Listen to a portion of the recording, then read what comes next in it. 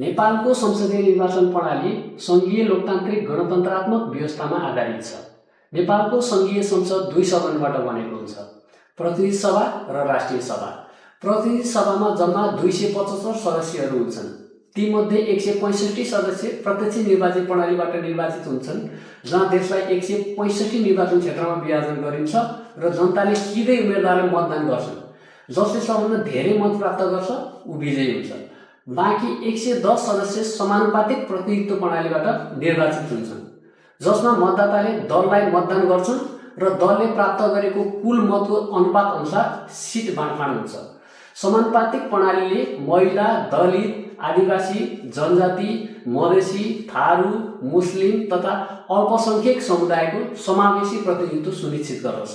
सरकार गठन गर्न प्रतिनिधि सभामा कम्तीमा 138 सदस्यको समर्थन आवश्यक हुन्छ, जसलाई साधारण बहुमत भनिन्छ। यदि कुनै एक दलले 138 वा सोभन्दा बढी सिट जित्यो भने सोही दलले सरकार गठन गर्छ र दलको संसदीय नेता प्रधानमन्त्री बन्छ। तर कुनै पनि दलले स्पष्ट बहुमत प्राप्त गर्न नसकेको अवस्थामा 2 वा 2 भन्दा बढी दल मिलेर गठबन्धन सरकार गठन गर्छन्, जसमा गठबन्धनसँग 138 वा सोभन्दा बढी संसदको समर्थन हुनुपर्छ। निर्वाचन पछि पनि यदि कुनै दल वा गठबन्धनले बहुमत प्रमाणित गर्न सकेन भने संविधानले व्यवस्था गरेको चरणबद्ध प्रक्रिया अनुसार सरकार गठनको प्रयास हुन्छ।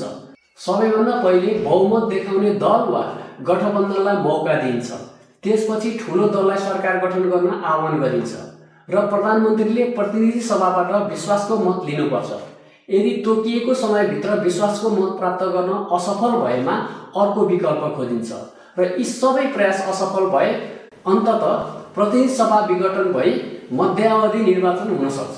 राष्ट्रिय सभामा जम्मा 59 सदस्यहरू हुन्छन्, जसमध्ये 56 सदस्य प्रदेश सभा सदस्य र स्थानीय तहका प्रतिनिधिहरू सम्मिलित निर्वाचन मण्डलबाट अप्रत्यक्ष रूपमा निर्वाचित हुन्छन् भने 3 सदस्यलाई चाहिँ राष्ट्रपतिबाट मनोनयन गरिन्छ। राष्ट्रिय सभा सदस्यको कार्यकाल 6 वर्षको हुन्छ र प्रत्येक 2 वर्षमा 1/3 सदस्यको अवधि समाप्त हुन्छ।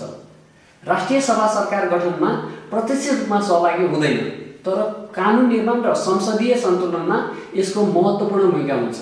नेपालका सबै संसदीय निर्वाचनहरू स्वतन्त्र संवैधानिक निकाय निर्वाचन आयोगले सञ्चालन गर्छ, जसले मतदाता नामावली तयार गर्ने, निर्वाचन गराउने, मतगणना गर्ने र अन्तिम नतिजा सार्वजनिक गर्ने जिम्मेवारी वहन गर्छ। यसरी नेपालको संसदीय निर्वाचन प्रणालीले प्रत्यक्ष जनमत र समावेशी प्रतिनिधित्व बीच सन्तुलन कायम गर्दै लोकतान्त्रिक शासन प्रणालीलाई मजबुत बनाउने व्यवस्था गरेको छ।